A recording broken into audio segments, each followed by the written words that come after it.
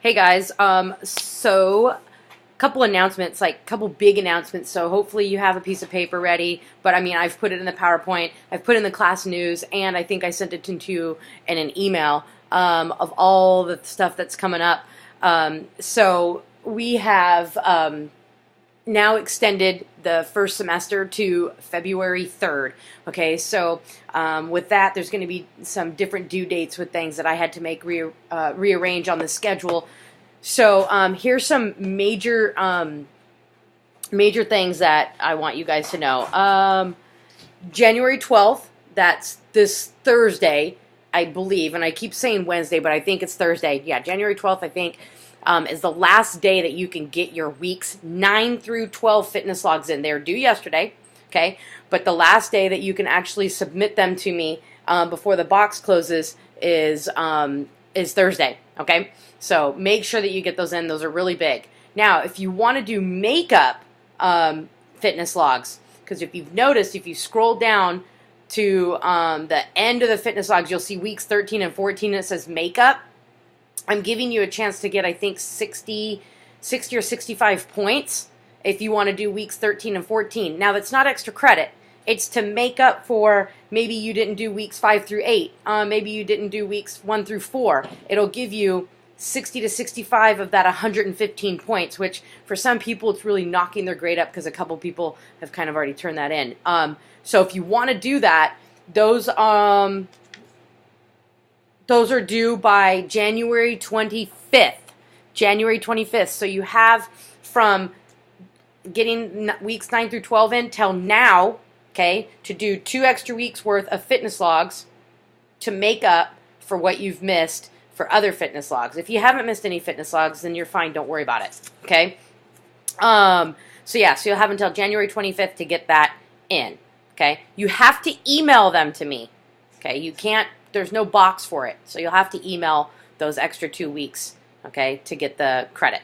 Okay, post-fitness assessments. So we've done a pre-test, we've done a mid-test, you've been doing workouts and activities and exercises to help you get from your pre-test to where your final goal is, your final post-test scores, fitness scores. Okay, so that's coming up. The box already opened up today, and it's going to shut down on January 25th. I'm giving you plenty of time to get this done. Okay, that's like 2 weeks in order to get your post-fitness assessments done. I know the weather hasn't been that great, so if you want to run the mile on the treadmill or do the mile on an elliptical machine, that's fine. Just work hard on that one, okay? Sit-ups, push-ups all can be done inside. Sit and reach can be done inside, and doing the multiplication for your BMI can all be done inside. All the information is in the post-assessment box that where you need it. I think it's in Unit 6, okay? The final exam. If you have to take the final exam, it means that you have less than 93% in this class, okay? It opens up January 16th, okay? And the box will shut down on January 30th. Okay, so the assignment will open up January 16th and will close on the 30th. So I'm giving you 14 days to do the final. Okay, not next week, but the week after, I will go through, like I think it's the 22nd, I will go through everything that's going to be on the final. Okay, prepare you for what's on the final. So make sure that you're looking out for that on the 22nd for that PowerPoint with the information on the final and the video to help you so you can study and get a good grade. If you want to do the extra credit journals, 4.02, 4.03, 5.02, 5.03, and 5.04, there's 5 of them, a chance at 25 extra credit points. They're due by January 25th, okay? They're technically due January 22nd, but the boxes for them are going to shut down on January 25th. So, final needs to be done by the 30th.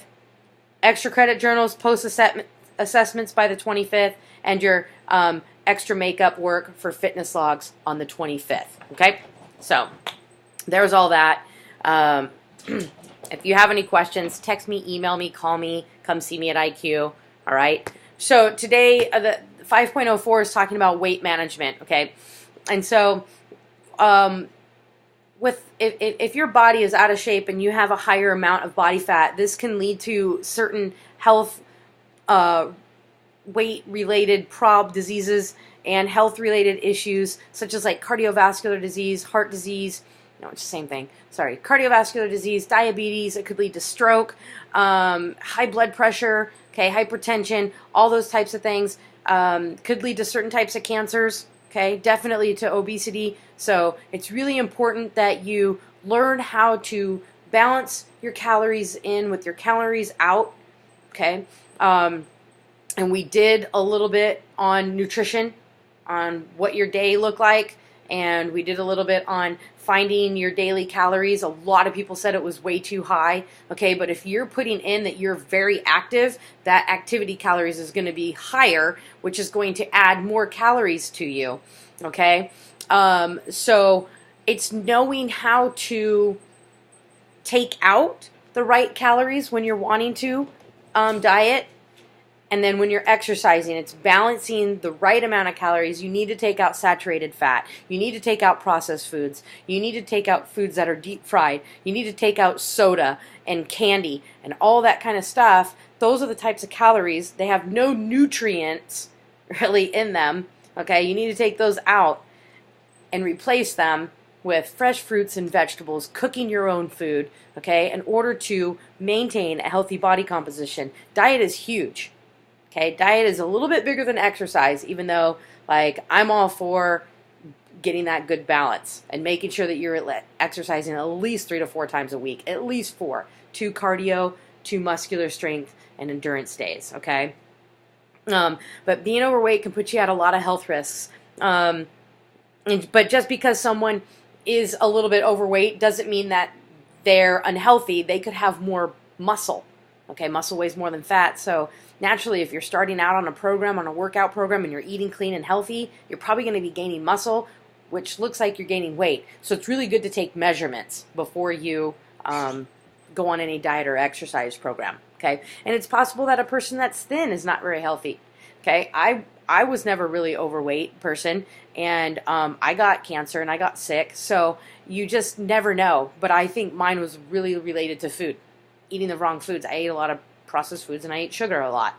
And cancer's not in my family, so genetic-wise it's not there. So so you just never know. Just because a person's thin doesn't mean that there's not something going on inside the body, okay? Some things to think about with weight and keeping a healthy body composition is obviously the most important thing you can do. And to do that, it's diet and exercise, and getting the right type of food in you and the right type of exercise. If you're trying to gain weight, some people are trying to gain weight, don't go out and eat fried foods and fatty foods and just gorge on huge meals, okay? You want to just eat a little bit more, smaller meals, and you just want to pack maybe a little bit more protein into your diet, okay? Whole carbs, eat a ton of sweet potatoes. I'm just saying that. Sweet potatoes are delicious, okay? Get some fruits and tons of vegetables in your diet, okay? Just make sure that you're eating the right amount of calories in order to gain the weight. Losing the weight, the same thing. Eating the right amount of calories. Your first discussion question is about childhood obesity. It's what do you think is leading to obesity in today's youth? I want you to explain 3 reasons you believe that some of today's youth is obese. Okay, so, and you can look in the next slide. You'll see a few things on like why obesity has risen, and I'll tell you why I think. And I think even though technology is a great thing that we have, I think technology has really killed us as a nation. I mean, it's helped us because, you know, we have access to so much on the internet, but yet we lose how to communicate with each other. We lose the ability to step away from our computers and our cell phones and video games and TV, and we're using all that as our time where we should be, you know, exercising or cooking dinner, okay? And so technology, I think, is a huge factor. Portion sizes in American food is huge. So when you go to restaurants, you're always getting like double the amount that you should be eating. So if you can portion size out your food, that's great. Another thing I think is the fact that food's expensive. Healthy food is really expensive. You know, not a lot of people can afford to go to Chuck's or Whole Foods or New Seasons, you know, or Trader Joe's as much as we would all like to all the time. It's expensive. But getting produce is not. Produce is pretty cheap, and so getting a lot of like fresh fruits and vegetables is not that expensive. Okay, it's getting into that whole organic stuff that starts to get a little bit more expensive, but it's really important. Okay, our foods that we're getting now are like losing a lot of nutritional value, and we need to bring that back. We need to get that back into our systems. So I have a slide here on childhood obesity, some facts on obesity that you can read about.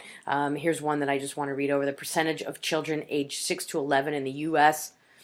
Who were obese increased from 7% in 1980 to nearly 18% in 2012. And then the percentage of adolescents from ages 12 to 19, so year range, who were obese from 5% has gone to nearly 21%. Okay. And a lot of that too is with school. I think too with you guys, you're so concerned with school and doing the right thing with school that you don't have time to eat, and when you do eat, you just grab something quickly, something from the vending machine, that's awful for you. School lunches half the time are not healthy for you and loaded with a lot of saturated fat and calories. Okay, the dangers. Hold on. Okay, so another. Hold on.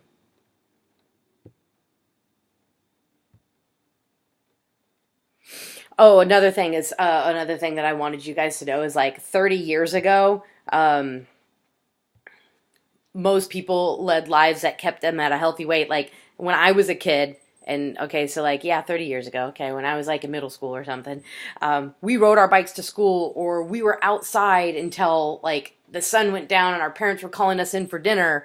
Okay, we would get our homework done, and then as soon as we would get homework done, we would just run outside and want to play outside as much as we could, as long as we could. We were very active. I mean, I know I swam all the time. I'm from San Diego, so I got to be outside a lot.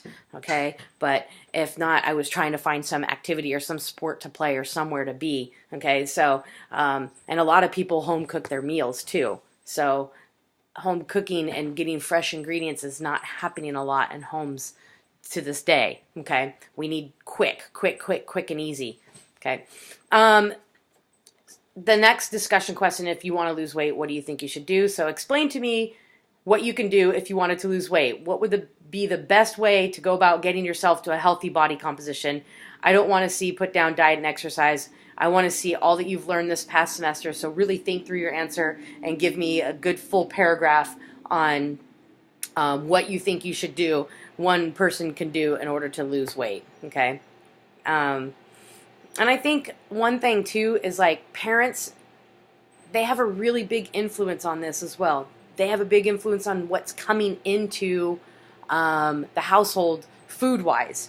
Okay, so we need to, if you're a parent, you need to, as a parent, bring in healthy foods for your kids and take the time to cook. Okay, find recipes. There's a ton of recipes on the internet that you can find that are quick and easy, but are healthy. And so plan those meals out, make those meals, and provide your family with good, nutritious meals. Okay, parents can also encourage kids to go out and exercise more, or exercise with them. Be your child's exercise partner. Or, hey, you're in high school now, ask your parents, hey, let's go for a walk. I know it's a little cold out there, but we live in the Pacific Northwest. We're used to it. Bundle up, get out there and go for a little walk, okay? Or go for a jog, or do some push-ups and sit-ups and squats and lunges together. See who can do the most, okay, in a minute or something like that. Just like little challenges for each other. The next discussion question is going to be, what are your 3 favorite snacks and how often do you eat them? Okay. And then a thing to do for yourself, like to think of like some healthy snacks. Like I wrote down a list here of some healthy snacks. Like one of my favorites is to go to the store and get, flour tortilla that doesn't have any hydrogenated oils in it, and it's the whole wheat ones, and they're hard to find. They're a little bit more expensive, but once you find them, they're very delicious. Take that, take some almond butter. You can take peanut butter if you want, or cashew butter, or sun butter, and put it on top of that tortilla. Put slice some banana, like a half a banana, and then drizzle a little honey. Put it in the microwave, or some pure maple syrup. Put it in the microwave for like 10-15 seconds. Roll it up. You've got this yummy snack burrito with a carb and a protein in it, okay? And it's so good and delicious. Take 1 cup of blueberries, 1 cup of raspberries, blackberries, take a little bit of Greek yogurt. You can have a medium-sized banana. I cut the banana, slice it long ways, take some almond butter, put it on top, and a little honey. Boom, quick and easy snack. Easy, easy, easy. Take an apple with some almond butter or cashew butter. Air popped popcorn is the best. Like, we just take it, put it on the stove, little oil, put a cup in there, and just move your arm back and forth and pop that air pop popcorn, and you could drizzle some butter on there, salt. Okay, so I have a ton of ideas here for some healthy snacks. Carrots, broccoli, celery sticks, cauliflower. Get that with some hummus. Yum, so good. Okay, and just know that diet alone isn't going to just do the trick. I mean, it is a big portion of it. Yes, it's huge. Diet is huge, huge, huge. But getting out there and exercising and getting yourself moving is a fantastic way to help get that healthy body composition. Okay. I have a slide in here that says like guidelines for gaining, losing weight safely. Okay. I think a lot of my students need to drink more water. Okay. And I think when you notice that you're getting 7 to 8 hours of sleep, you're drinking water all throughout the day, at least half your body weight in ounces. Okay, you're not skipping meals. You're not going till you're really starving. You're eating like 4 or 5 times a day, maybe 6, but the meals are small. Okay, I'm not like saying like eat 6 huge large meals, like have a big huge breakfast, big huge snack. I'm not saying that. Having nice small meals where you balance maybe a healthy carb with a healthy protein in there, and a lot of fruits and vegetables. When you're eating with a fork and a spoon, like take a bite, chew your food, put the fork down. Don't just be sitting there and gorging it and trying to shove it in your mouth. Let your body slowly digest the food within bites, okay? Be really cautious of fad diets, pills that will make you lose weight quick, okay? Be really careful with those, because the only real true way to lose weight is through a good diet and a good exercise program, okay? Listen to your body. If your body is saying, or your stomach is saying that you're full, stop eating. Don't try to finish your food because the whole plate, you still have food on the plate. Pack it up and put it away, and then have it for leftovers. Okay. Now we're moving into eating disorders. And so we're going to talk about anorexia and bulimia. So the question is, what do you know about, or list the eating disorders and then explain what each one is, 3 health consequences of each one. So 3 health consequences of anorexia, 3 health consequences of bulimia, and then give 3 signs to look for in the disorder. So if you were to be looking at a friend, see 3 signs or symptoms that you might say, this person might be anorexic, or this person might have bulimia. Okay, so anorexia is a very serious, potentially life-threatening eating disorder. I had a student who, a few years back, a doctor said that they would not live if they didn't start eating, because the body was starting to shut down. The organs were starting to shut down in this person's body, and it was really sad and scary. And to this day, I don't know what happened to her, but I just hope and pray for the best for her. So then there's some symptoms: inadequate food intake. Okay, so a person is exercising constantly, not eating much. They're saying they're full when they're really not. The person has really low self-esteem. Okay, the health consequences of anorexia is slow heart rate, really low blood pressure, reduction of bone density. You're losing muscle mass really quickly, and your weakness. You're dehydrated. You might faint. You have fatigue. Okay, dry, brittle hair. So those are some signs, some health consequences that could be really serious, and death. Obviously, death is one of them. You have really huge, dramatic weight losses, denial of hunger. There's like I said, constantly trying to work out. They withdrawal from friends. They may not want to eat in front of you. Anxiety about gaining weight or being fat, or they might talk about and obsess about being overweight. Okay. Then there's bulimia nervosa. This is a serious, also potentially life-threatening eating disorder. This is where a person binges, and then they self-induce vomit. Okay, so they eat a ton of food, and then they feel like, oh my gosh, I've lost control of my body. I need to go fix this. then they go purge it into the toilet, okay, or wherever. Um, their health consequences is like electrolyte imbalance because they're constantly throwing up what they're eating, so they're losing nutrients. They might have some tooth decay, puffiness in their face. They might have gastric rupture. It's not as common. Chronic irritable bowel movements or irregular bowel movements. Okay, so those are some health consequences. And now warning signs to look for. Unusual swelling of the cheeks or jaw area, calluses in the back of the hands from putting their hands in their mouth, discoloration or the grain of the teeth, okay, because the enamel's being worn away from vomiting so much, withdrawal from usual friends and activities, and continued exercise despite injury or there might be overuse. So those are some things to look for. Maybe you see somebody eat a lot of food and then they leave right away, so that could be something. Hiding food, they might hide food. Okay. So that's it on weight management, and that's it on the two eating disorders. They're very serious. I didn't take a whole heck of a lot of time on the eating disorders part, but they are really serious. They both can lead to death, and they're both serious disorders that more than likely they are going to need help from a doctor. Okay, so if you know anybody that has a possible eating disorder, please try to encourage the parents or them to get them to the doctor, okay, because they need help, okay? It's really hugely mental with bulimia and anorexia, okay? So we just have a few more weeks, so make sure that you're paying attention to the PowerPoint. You're paying attention to the class announcements, so big, so you know everything that's coming up and what's due and what's not due.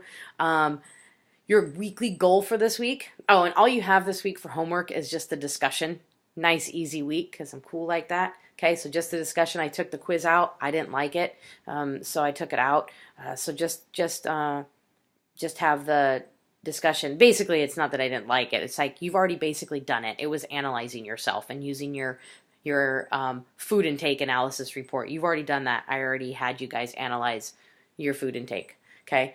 So your goal for this week, your weekly goal, this is a good time to write down all that you need to do for each class to finish it up, okay? So what do you need to do from here on out in order to stay focused, stay on top of your classes, and stay passing all your classes? I want to see your plan for each class, what you'll do in order to stay on to your top of your classes, okay? So that's it. If you have any questions, call me, text me, email me, come and see me, all right? Thanks, guys. Bye.